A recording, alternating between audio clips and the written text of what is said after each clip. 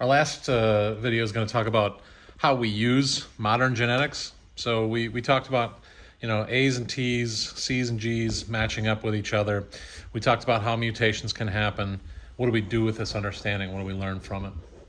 So if we took a strand of DNA, which can be millions of those base pairs long and have thousands of genes on it, and those genes can be short segments or long segments, one of the things that we get from it, that we know from it, is it's not just the gene, that part that's coding for what happens. There are also parts on your DNA that might say, here's the gene that you're looking for. And these regions might be binding sites where ribosomes are going to come to and say, we got to attach here to copy that gene. And then there are other spots that say, on that chromosome or on that DNA, start here with the gene. And there's others that say, stop. If you were looking at that codon list, there are start and stop codons. Like I said, there's also spots where it binds to, the ribosome knows if I need to make this, and let's say, for our example today, we're going to be making lactase, which is an enzyme, a protein that helps break down lactose. Well, there's a spot on your DNA that says bind here to make that protein. Start making it right here and stop making it right here. There are also a lot of spots in your DNA that are just, they're junk DNA, they're called. They might have been a protein or a gene at one time that coded for a protein and it doesn't anymore. But there is a lot of kind of stuff there that doesn't get used. But we're doing research to find out, does it have a use, even though it doesn't look like it has one right now. So one thing we want to look at is what can we do with this knowledge? And then one of those things is, so if you have a site where things bind, we could set up medicines that turn off that switch, turn off that binding so that we don't produce that protein anymore. If it was something that's a detrimental protein, like let's say it's the Huntington's disease, there's a possibility that you could make some medicine that would shut off the production of that protein that causes that disease.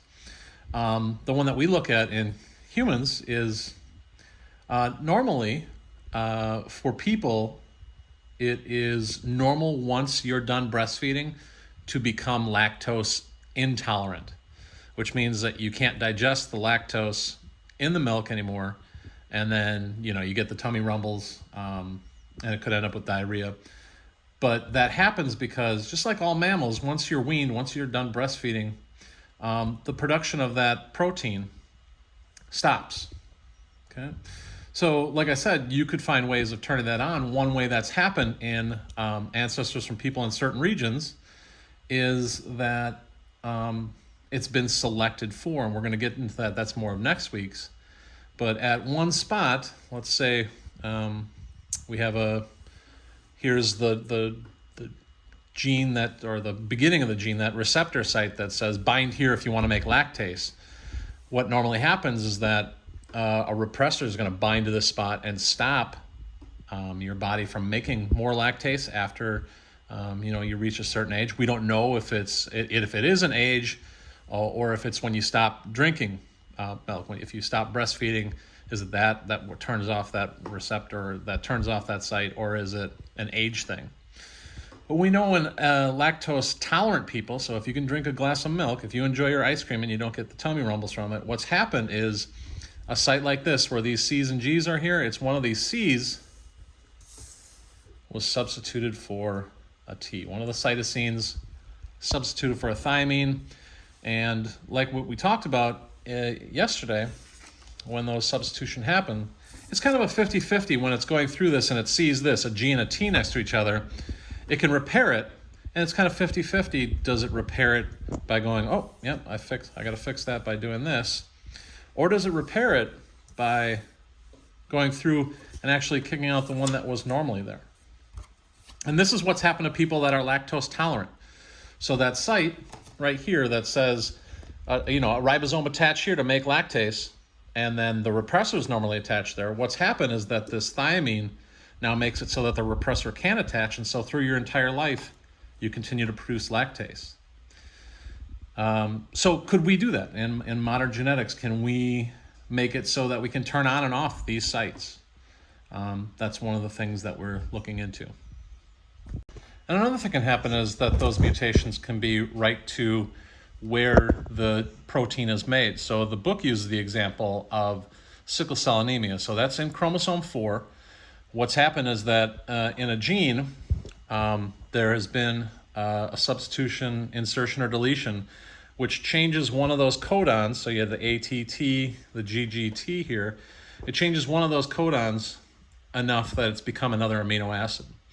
And so in here, one of those codons changed as it's going through, that protein gets made. That new amino acid is now, if you guys remember from chemistry, things can be hydrophobic or hydrophilic. If they're hydrophobic, it's like oil and water don't mix. If it's hydrophilic, it means like it's attracted to water. And so what's happened is that you replace one of the amino acids with another amino acid that's attracted to amino acids around it in a different way. And because of that attraction, now the hemoglobin that's in the blood is made differently, that protein is different, and that's what leads to those sickle-celled shapes. Okay, and so other sites besides the gene or these receptors here that say this is where your gene is going to be, you could also have mutations to the start and stop codons. So AUG is the start codon, and UAA is an example of a stop codon. Things like cancer might be where this gets substituted out, or there's a deletion that would bring, this one up and this one in. But in either case, as the cell is being, it's being read to make that protein, what should have been a stop codon is now gone. And then with that stop codon gone, it just keeps on going. There's no end to it. And that would be some forms of cancer. The other thing that we can do is we can add our own insertions of genes. So let's say, I think the example that I used was, driving down the road and seeing fields of corn, and the corn is knee-high on the 4th of July, and I look at mine in my garden, and they're all dried out and kind of tiny. What makes that corn so good is that that corn has been developed to be, tolerant of bugs, tolerant of drought. And so what you do is you find plants or bacteria or something that has a gene that codes for a protein that does that. It could be in plants, it could be a crop that you're growing for agriculture, and there is a protein that a bacteria makes that makes it taste bad or makes it toxic to certain insects. So in the DNA of that corn, what we'll do is insert that gene that gives that protein. It could be a protein that, like I said, that makes it something that would kill the insects or make the plant tolerant of those insects being there. But now that plant has that gene.